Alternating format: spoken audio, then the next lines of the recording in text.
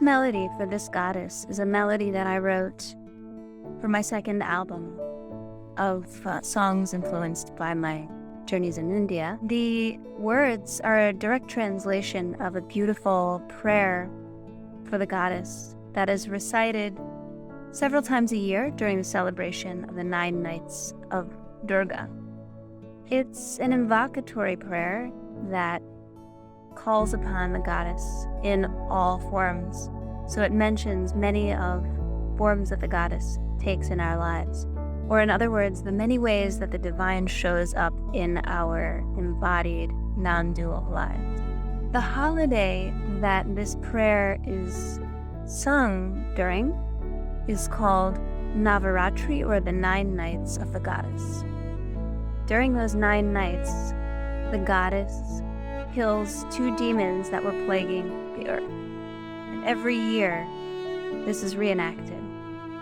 In some translations of this prayer, what's being enacted is the struggle between our inner divine potency and the 2 demons of more than and less than.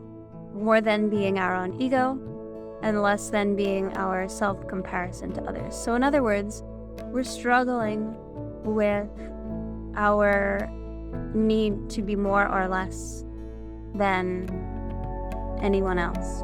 Some people say that this is a time when we confront our own demons of comparing ourselves or doubting ourselves or doubting others.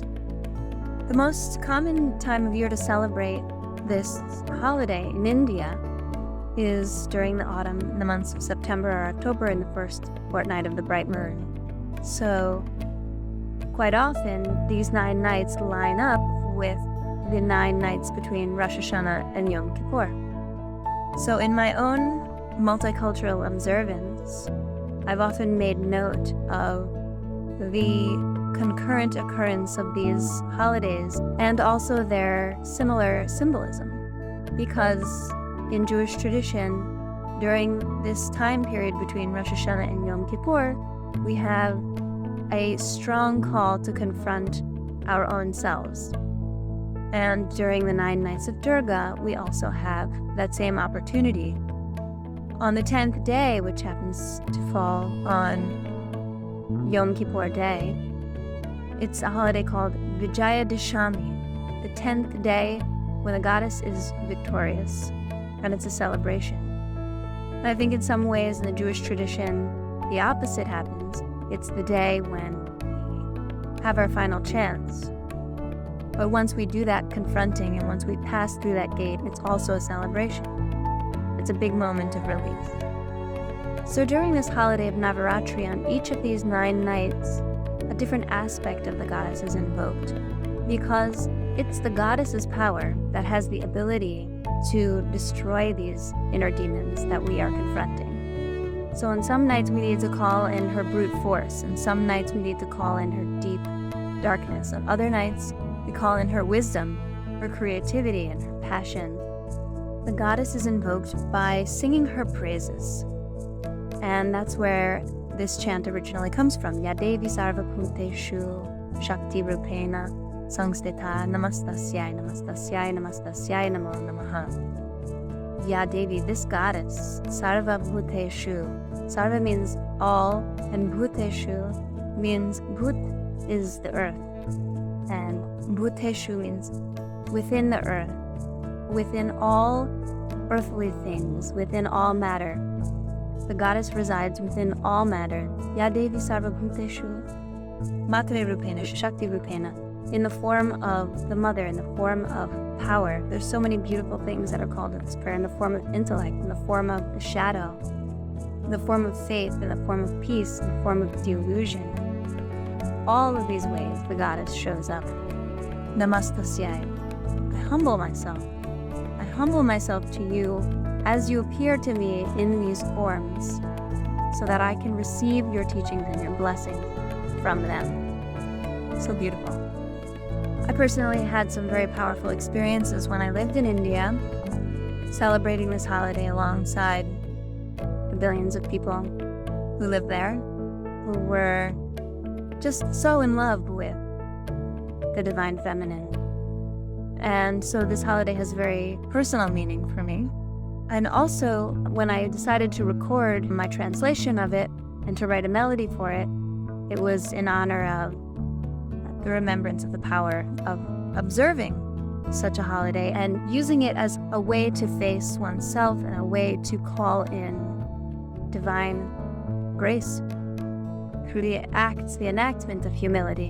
And we have that same opportunity in the Jewish tradition to call in divine grace through the enactment of humility when we do the Aleinu.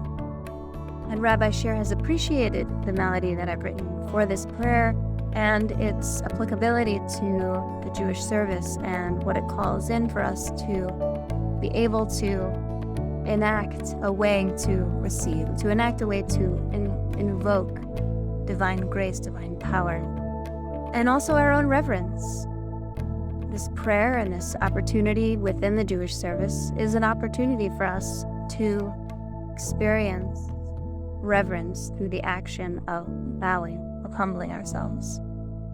The text that this prayer comes from is very similar to some of the liturgy that we sing and chant together during the 9 nights or 10 days of the high holidays. Some of these prayers say, by you this universe is born, by you this universe is created, by you it is protected, O Goddess, and you always consume it at the end.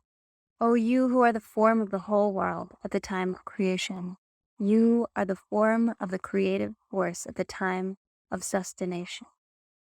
You are the form of protective power at the time of destruction, at the time of the dissolution of the world. You are the form of that destructive power. You are the goddess of good fortune, the ruler, modesty, intelligence, characterized by knowledge, bashfulness, nourishment, contentment, tranquility, and forbearance. This reminds me of the recitation of the qualities of God that's done also during this holiday. There's a similarity in the approach to being in the presence of the divine by chanting and remembering the qualities of that being.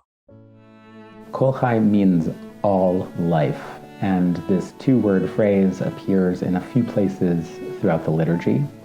One of the most famous places is in a prayer called Nishmat Kol Hai, or the soul breath, the soul of all life, Tivarech et Shimcha, blesses or praises your name. This appears in the Shabbat morning service and is said every Shabbat and on holidays. The prayer is quite long. It was composed over many centuries and it has 3 parts. Towards its end is a moment of coronation, of lifting up the king. HaMelech HaYoshev Al Kisei Ram V'Nisa.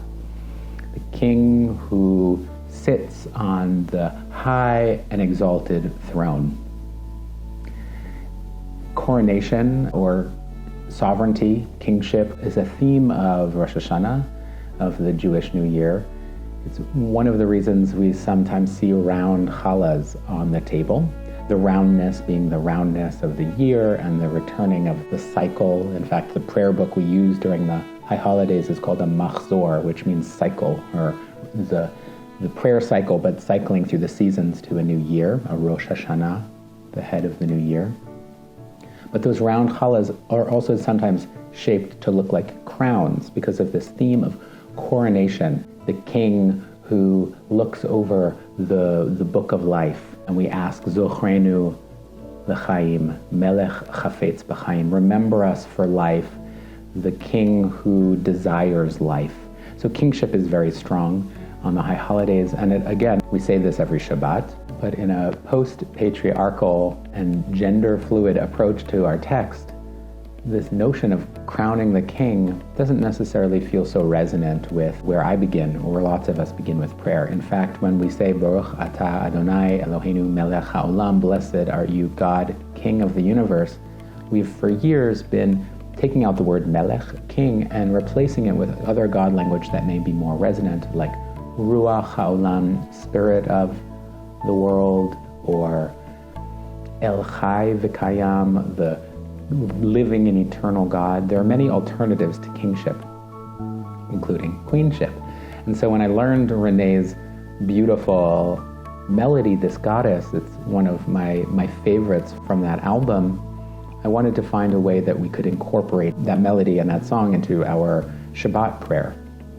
And so in thinking about this goddess in all things, that brought out for me the idea of Shekhinah and God's immanence. Immanence and transcendence are fancy words for talking about closeness and farness. Something that is transcendent, is up there, out there, intangible and infinite. And immanence is close, near, tactile, embodied, of this world. We may have supernatural and natural as a binary or as a tension. So we first started playing with Hamalka Hayoshevet Al Kisei Ram V'Nisa, which is just a changing of the binary gender of Hebrew to talk about the queen who sits on a throne that is high and exalted. But I realized that an immanent, a earth-based, a more feminist approach would not be addressing the great male sky god out there, but the great feminine God within and within all things. So when we speak about God's transcendence as being above and beyond, we think about Shekhinah's presence as very near and very close. The Sufis have a beautiful term of Allah is closer than the vein in your neck. The indwelling feminine presence is so near, and holy is her name. So this idea of seeing one thing and saying another, of making these yichudim or unifications between what is written and what is spoken, has a long Kabbalistic history. Reb Zalman started doing this in English and translating the binary gendered masculine text of Hebrew and putting it next to English that is more feminist, earth-based, universalistic. So Reb Zalman's translation of these verses are eternal Shekhinah, holy beyond. And the prayer continues, saints sing Yah in harmony with decent folks. These are Reb Zalman's translations of the words V'chatuv rannenu tzadikim b'Adonai Laisharim Nava, sing out God's name. Nava Tehillah, of course, familiar to our ears from our friends, the musicians and the Jewish Renewal spiritual community in Israel, Nava Tehillah, of whom we're familiar with many of their melodies. Nava Tehillah, a pleasant prayer, sing in harmony with decent folks. And now we have 4 lines, which here in our recording, Renée and I sing in harmony, although this could be done in call and response. It articulates 4 parts of the body with 4 groups of people doing 4 acts, and they're synonymous with each other, but also represent a deepening of a process. B'fi yisharim titromam, good people exalt you. Ufsifte tzadikim titbarach, saints are your blessing. Uvilshon chasidim titkadash, devotees sanctify you. Uvkerev kedoshim tithalal, you delight in our inner holiness. So in this section of the prayer, these 4 lines, the different rites, Ashkenaz versus Sfard, the different locations that Jews have lived and developed their prayer life and prayer books around the world, have some variations. We're following one of the many nuschaot, one of the many girsaot, one of the many varieties of prayer ways. Rabbi Nachman has a beautiful teaching saying that there are at least 12 different prayer rites for the 12 tribes, and a 13th, which is the transcendent prayer of the gate of tears and of the broken heart. We all have our different ways in. So let's look at the first 4 locations in the body. So most of the rites start bifi, in the mouth. And then the second word is either uvdivrei or uvsifte, either in the words or in the lips of the body. Uvilshon in the language, but it literally means tongue. Uvkerev kidoshim, and in the innards, in the kishkas, right? So this prayer is, in an embodied way, bringing us deeper into the body, from the lips, through the words, to the tongue, through the kishkas. Right? And now let's look at the second word of all 4 lines. Yesharim, Tzadikim, Chasidim, Kedoshim.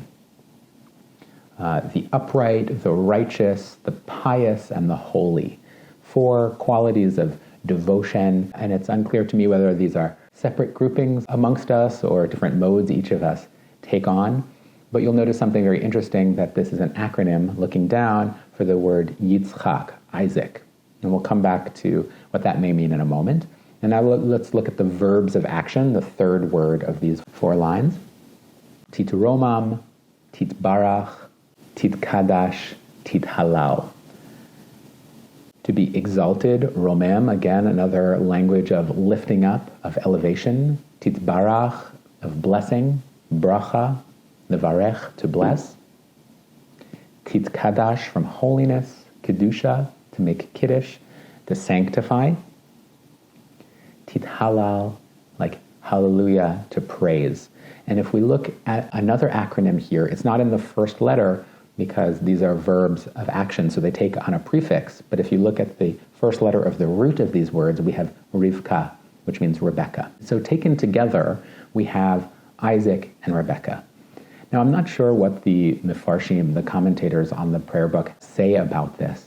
But when I think about that particular couple in the genealogy of the forefathers and the foremothers of our forebears, so if I think of the patriarchs, Abraham, Isaac, and Jacob, and the matriarchs, Sarah, Rebecca, Rachel, and Leah, we notice that Isaac and Rebecca are that second generation. It begins with Abraham and Sarah, this quality of love. It says they went out and made souls. They were on an initiatory mission to bring in new light and love and prophetic consciousness into the world. And then came the second generation of Isaac and Rebecca. And then finally through Jacob and his wives, and of course it was not just Rachel and Leah, but also Bilhah and Zilpah.